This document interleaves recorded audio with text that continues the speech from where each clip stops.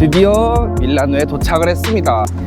저희 지금 식구 여정에 포함돼서 밀라노 오늘 성지순례를 하고, 그리고 내일은 피렌체 이제 성지순례를 한 다음에 로마로 이동할 예정인데요. 오늘은 밀라노 두오모에서 먼저 티켓을 끊었다고 해요. 그래서 그것을 좀 보여드리고 밀라노 두오모에 대해서 조금 설명을 드릴게요. 밀라노 두오모는 세계에서 가장 큰 성당 중 하나이며 밀라노 시민들의 자부심입니다. 정식 명칭은 산타 마리아 나센테 성모 마리아 탄생 성당으로 성모 마리아께 봉헌된 성당입니다.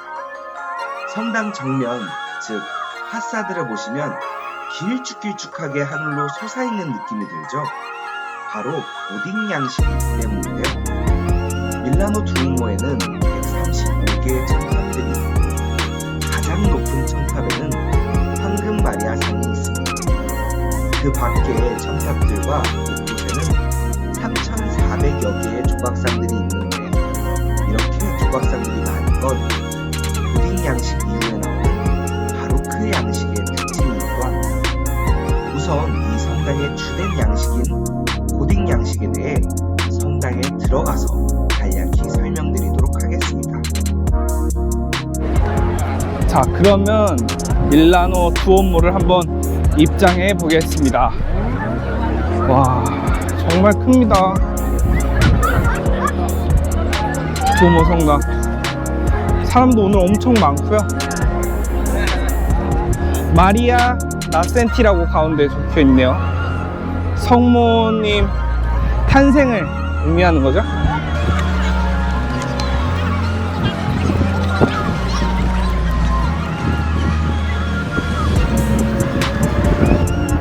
보면 여기가 정문인데,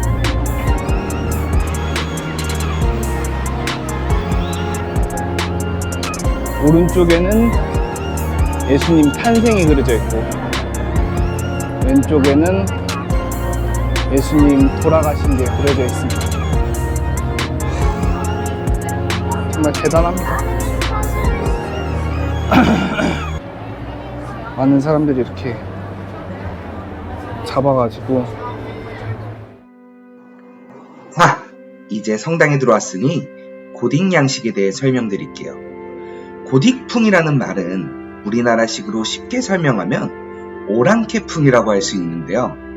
서로마 제국이 멸망하고 게르만족이 이탈리아 쪽으로 들어오면서 프랑스 지방의 건축 양식이 함께 유입됐는데, 그것을 나중에 약간 멸칭처럼 고트족풍이다 라고 하면서 고딕풍이다 라고 부르기 시작한 겁니다. 고딕풍의 특징을 말씀드리자면, 여러분 폰트 중에 고딕체라고 익숙하시죠? 다른 글씨체보다 좀 더 딱딱한 느낌을 주는 고딕체, 그리고 넷플릭스 웬즈데이에 아담스 패밀리가 입는 옷 스타일인 고스륵, 모두 이 고딕에서 나온 말입니다.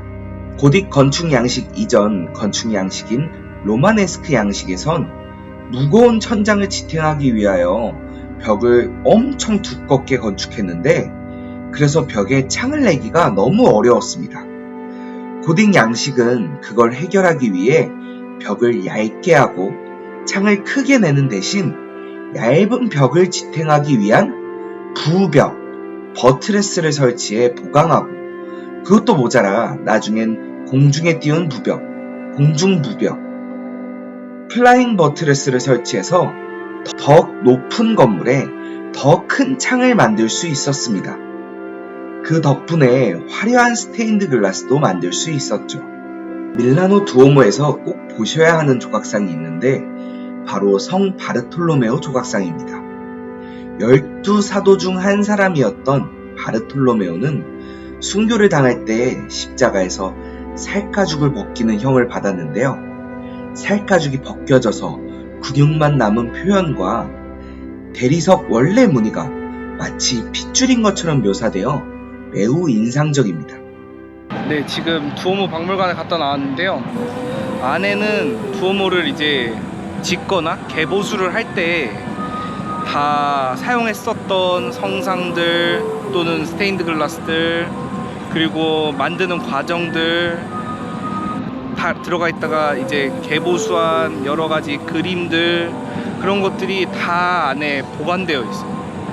그러니까 그런 것들을 하나하나 버리지 않고 또 모아놓고 이렇게 박물관으로 만들어가지고 하고 있다는 게 참 대단한 것 같습니다. 그러고 나서 이제 이 성당을 보니까 그냥 저거 자체가 거대한 박물관이에요.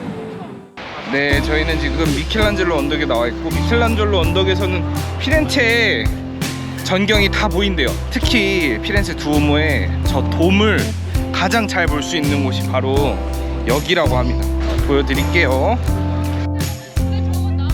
지금 저 돔이 브루넬리스키가 설계한 돔인데 판테온보다 크대요. 보통 두오모라고 하면 가장 먼저 떠올리는 것이 저 피렌체의 산타 마리아 델 피오레 성당의 저 돔입니다. 13세기 말 이 성당 건축을 맡은 아르놀프 디 캄피오는 판테온에 버금가는 돔을 제작하고 싶었습니다. 그러나 그건 너무 어려운 일이었습니다. 판테온의 돔을 짓는 기술은 너무 오래되어 잊혀진 로스트 테크놀로지였거든요. 결국 100년 동안 이 성당은 돔 없는 두오모로 사용되다가 브루넬리스키라는 건축가에 의해 완성됩니다. 그래서 이 성당 밖에는 이 성당의 돔을 지켜보는 브루넬리스키의 조각상이 있는 것입니다. 네, 저희는 지금 이제 두오모 성당에서 미사를 드리기 위해 들어가 보고 있습니다. 여기 두오모 성당에서 미사를 하고 이제 나왔습니다. 안에서 이제 경건한 미사를 드렸는데 성가를 생활성가로 부르는 건 좀 NG가 아니었나 싶긴 하네요. 좀 경건한 좀 가톨릭 성가를 불렀으면 좀 더 좋았을 텐데 조금 아쉽습니다. 그런 부분 공감하시나요? 청년 성가, 그러니까 좀 청소년 성가를 그런 걸 생활 성가라 그러나요? 네, 그걸 좀 불러가지고 좀 생명의 양식 약간 그런 이런 걸로 걸로 부르는데. 좀 하면은 더 좋았을 텐데 이상한 노래들을 불러서 그건 좀 아쉬웠다. 주님의 기도도 주님의 기도도 원래 우리가 많이 알고 있는 걸로 했어야 됐을 것 같은데. 그러니까요. 너무 그 기획자들의 기교가 들어간 게 아니었나. 그 기교가 만약에 잘했으면 안 아쉬웠을 거야. 근데 그것도 아니었으니까. 피아노 분이랑 또 그거는 또 다르셔서 연습이 된 것도 아니고 맞아요. 그래서 조금 아쉬웠다. 그러게요. 아무튼 이제 저희는 숙소로 다시 이동해서 점심 먹고 로마로 출발해 보도록 하겠습니다. 마지막으로 다시 한번 두오모를 눈에 감으면서